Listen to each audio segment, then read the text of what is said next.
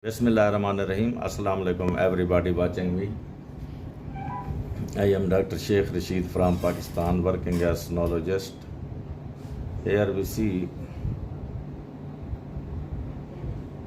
this is a male child of the age of about 13 years, complaining of initially he was suffering from vomiting 9 days back. Then he suffered from diarrhea, high grade fever, and now the fever is present, vomiting has stopped, and there is pain abdomen very often. Here we see this is the spleen. This hole is the spleen, and these are the splenic vessels. This is the wall of the stomach.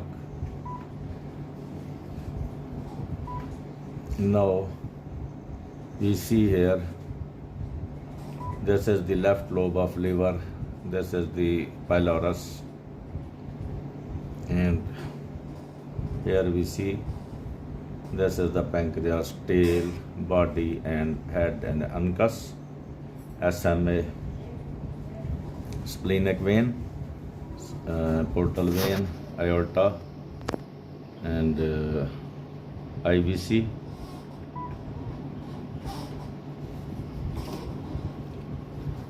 Now we come in the intercostal spaces and see right lobe of liver. Here you see the portal vein walls are very prominent.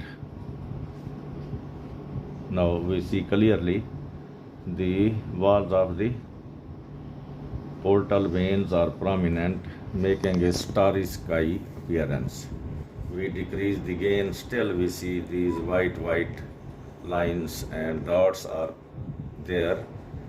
It means that some infection is there in the body, especially the gastrointestinal tract. But I have seen the cases in COVID and dengue. These viral infections even can cause this type of picture. Here we see this is the diaphragm white. This is the mirror image artifact of liver on the lungs, no pleural effusion. Now we come down and see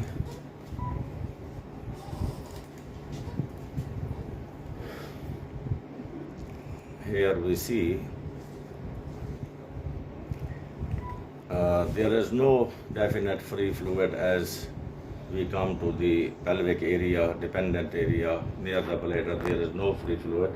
However, it's very important, the walls of the intestine are very prominent.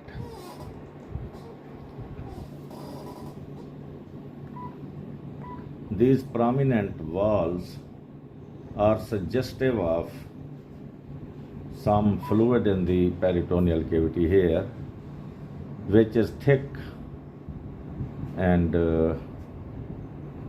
present in between the gut loops. The prominence of the walls of intestine, as you see here, are suggestive of minimal streaky fluid in the peritoneal cavity in between gut loops. So this is another finding. Still another, we make a general survey of the abdominal cavity, and as we see here, there is no significant gut wall thickening in small or large intestine. Now, we see in the right iliac fossa, you see here, this whole bright thing is the inflamed omentum. This blood vessel is present, we put color, there is vascularity. So in my opinion, this is not the omental infarct, rather this is an inflamed omentum present in the right iliac fossa due to presence of lymphatics in terminal ileum.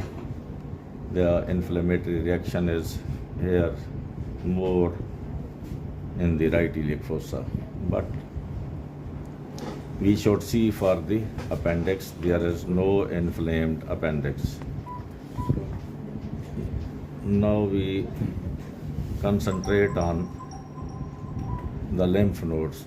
This is an enlarged lymph node. This is another. So with this inflamed omentum, the associated lymph nodes are also enlarged. Now we come upward in the right paracecal area. Here there is also inflamed omentum. This white is the inflamed omentum going upward. Also, now with the periportal edema, as we see, the wall of the gallbladder is also prominent in almost all of the cases when there is periportal edema. Now we are present in the left iliac fossa. Here you see this white is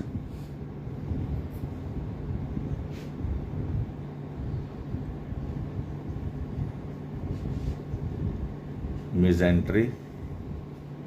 The mesentery is also, this white is somewhat swollen.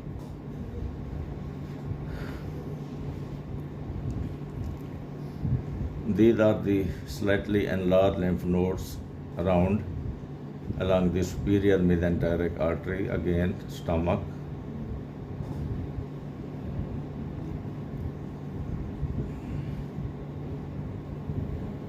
Mesentery, swollen.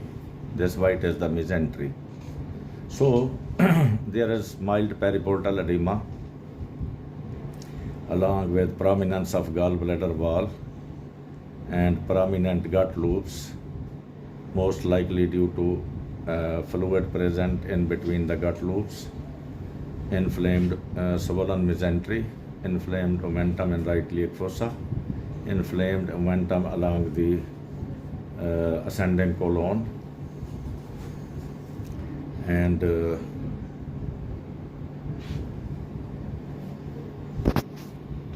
this is the inflamed fat, gut loop, and in between this is the inflamed fat. So there is generalized inflammation in the peritoneal cavity, and as there is previous few days back in the start he was having diarrhea, and he has also taken 4, 5, 6 days treatment with antibiotic.